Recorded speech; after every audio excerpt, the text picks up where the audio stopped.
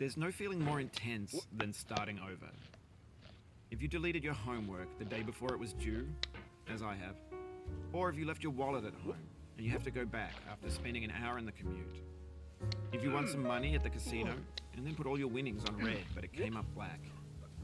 If you got your best shirt dry cleaned before a wedding and then immediately dropped food on it. If you won an argument with a friend and then later discovered that they just returned to their original view. Starting over is harder than starting up. If you're not ready for that, like if you've already had a bad day, then what you're about to go through might be too much. Feel free to go away and come back. I'll be here. Alright, thanks for coming with me on this trip. I'll understand if you have to take a break at any point. Just find a safe place to stop and quit the game. Don't worry, I'll save your progress, always, even your mistakes.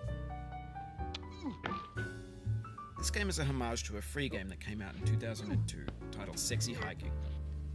The author of that game was Jazuo, a mysterious Czech designer who was known at the time as the father of B games. And B games are rough assemblages of found objects. Designers slap them together very quickly and freely, and they're often too rough and unfriendly to gain much of a following. They're built more for the joy of building them than as polished products. In a certain way, Sexy Hiking is the perfect embodiment of a B game. It's built almost entirely out of found and recycled parts, and it's one of the most unusual and unfriendly games of its time.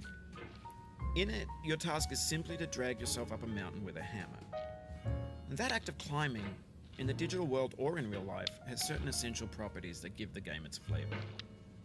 No amount of forward progress is guaranteed.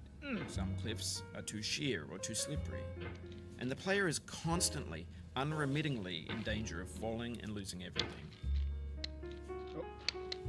Anyway, when you start Sexy Hiking, you're standing next to this dead tree that blocks the way to the entire rest of the game. It might take you an hour to get over that tree, and a lot of people never got past it. You prod and you poke at it, exploring the limits of your reach and your strength, trying to find a way up and over.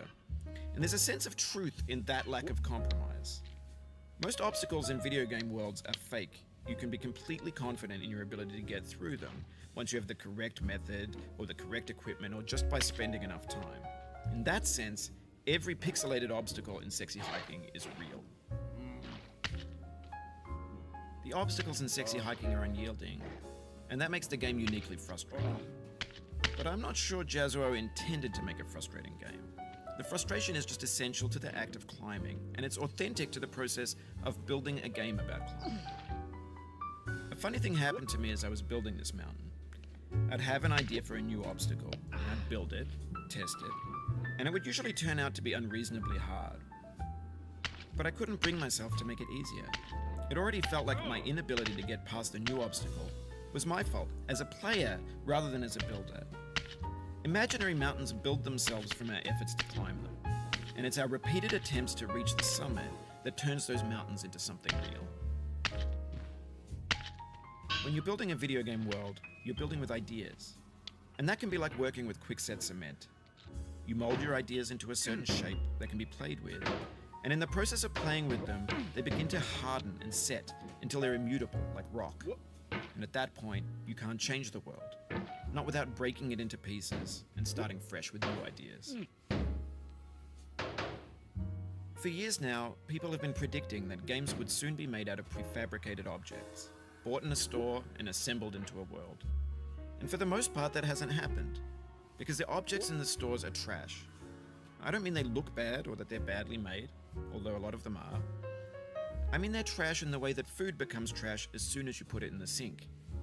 Things are made to be consumed and used in a certain context, and once the moment is gone, they transform into garbage. In the context of technology, those moments pass by in seconds.